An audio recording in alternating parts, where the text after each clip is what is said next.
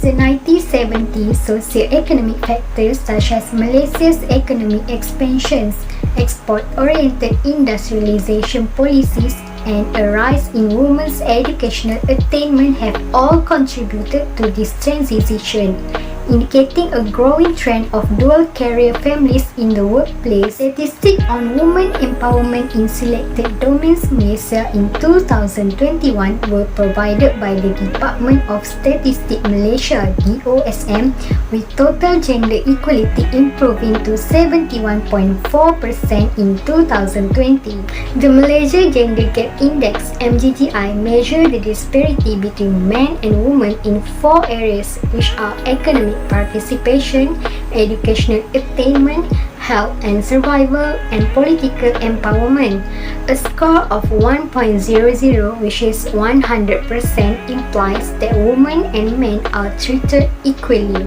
In 2020, the Malaysia Gender Gap Index (MGGI) was 0.714 or 71.4%. With a score of 1.059, women have outperformed males in the educational attainment sub-index. Meanwhile, the sub-index for health and survival received a score of 0.956, followed by economic participation and opportunity, which received a score of 0.738. Women's labour force participation rate (LFPR) remained low in 2020 at 55.3%. Compared to other Southeast Asian countries such as Singapore, which has an LFPR of 69.7%, and Thailand, which has an LFPR of 68.8%. Women's LFPR in industrialized countries typically approaches 60%. Political empowerment scored the lowest at 10% or 0.100, indicating that women continue to fall behind men in ministerial and parliamentary positions. One of the challenge women face at work is pregnancy discrimination.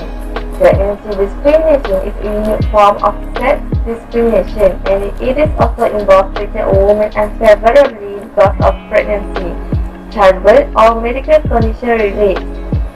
It is also involved bias toward and expectant women and behaviors such as social isolation, stereotyping, intrusive comment, chain of duties, lack of development opportunities, and pay reduction.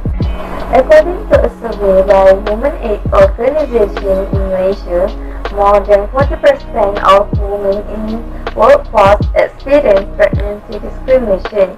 This is because women are subject to this less perception that they are not as good at their job after returning from maternity leave, because they would not be as commit as before, would be unwilling to stay late, or would request additional time off. In some other cases, employers are unwilling to offer reasonable accommodation to their pregnant employees, which could endanger the health for both the expectant mother and the baby, as reported in a Baylor University study. Next challenge for women at workplace is sexual harassment. Sexual harassment can manifest in multiple forms, from sexual remark about a person's body appearance or clothing, to unwelcome physical advancement, and any other non-verbal action that can create a hostile, offensive, or intimidating environment. According to the statistics for sexual harassment, the percent of women getting verbal sexual harassment is 76%, unwelcome sexual touching 49%, cyber sexual harassment 27%, being physically followed 27%, unwanted genital flashing 30%, and sexual assault 23%. In a survey by Women Aid Organization, 62% out of the 1,010 Malaysian women report that they experience some form of sexual harassment in their workplace. In Malaysia, sexual harassment is defined in the Employment Act 1955. The Act also allows anyone in the workplace, whether employee or employer, to make a complaint about this problem based on this Act under Section 81A. The study found that 51.3% of nations believe that rape is caused by the way women dress.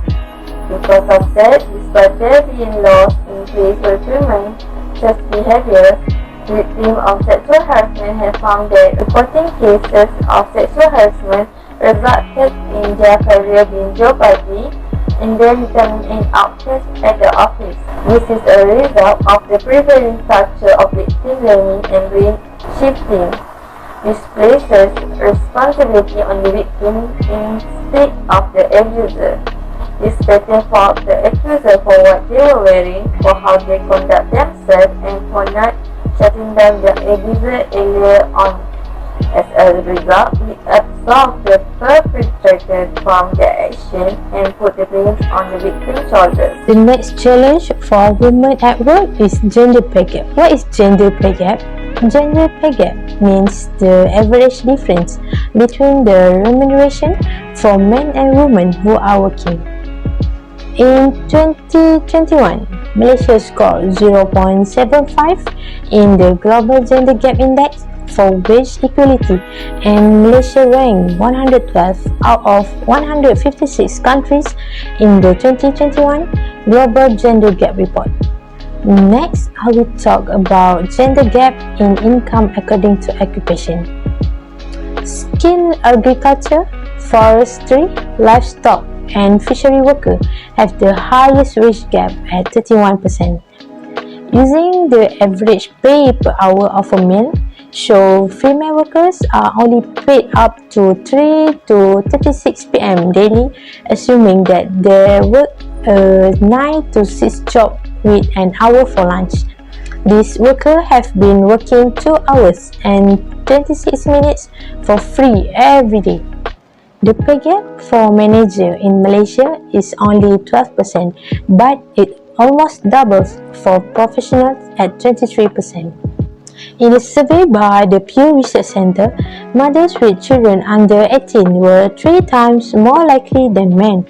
Women were also more likely to face career interruption due to family matters, as 39% said they had to take significant times off work to care for a child or family member, compared to 24% of working fathers. Working from home had more negative implications for women, as they were faced with an unequal distribution of housework and childcare. Research has shown it. Study by the OECD tell us that 61.5% of mothers of children under age 12 took on the majority or entirety of the extra care work during the pandemic, while 22.4% of fathers. There are 3 causes. The first one is unrealistic demands. At work, arrangements that are eating into personal times, such as weekend meetings and technology overload, are mentioned as adding a lot of pressure. The second causes is unsupportive relationship. Unsupportive relationship at work, abusive behavior, or not getting credits are creating a difficult and unproductive work environment, with making people feel isolated. And the last causes is lack of resources.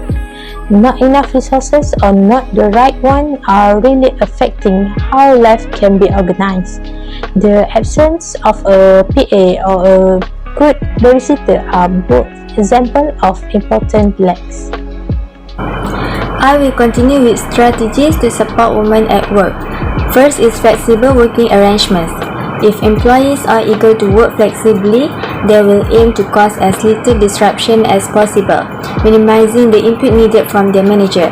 If employees can prove they are easy to manage on a non-standard shift, further flexible working opportunities may arise. In more cases, professionals simply get on with their work. They will be heard when they need to collaborate with colleagues or managerial input is necessary. Second is child care centers or service at the workplace.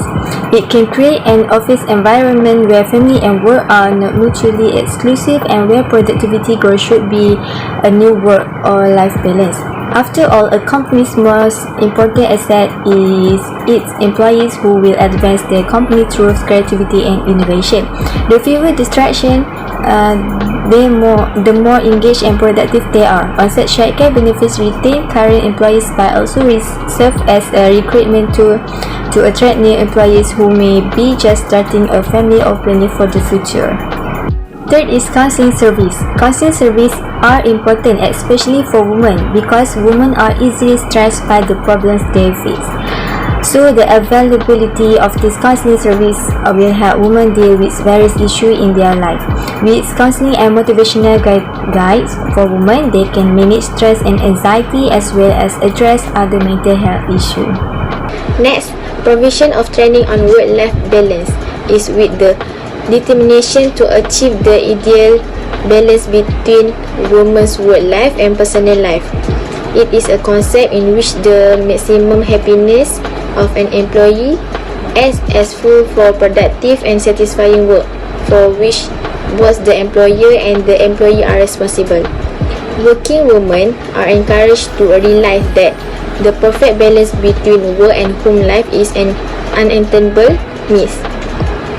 Instead, consider working between the various life roles you manage along with other roles. Each role may require more of effort or time than the others through the year and through your life. Get help from others in your work and life environment to share the burden. Prioritizing your roles can help you decide the best way to manage your time across your various roles and responsibilities. And last, provision of information services is the accessibility and availability of services by providing services at appropriate places and at appropriate times, such as weekends or after work. Take account, care, responsibility. Set up hotline or other communication methods in multiple language of the surviving victims. In addition, knowledge service provider must have professional knowledge of how to respond appropriately to female employees experiencing violence. This includes an understanding of a woman's fear about her employment status and how to provide appropriate care and reassurance when women report this violence. Services provider need an understanding of the various and intersecting forms of discrimination faced by women based on their status, country of origin, religion, race, sexual orientation or gender identity, occupation and other factors, and therefore be able to avoid the increased risk of violence faced by marginalized women.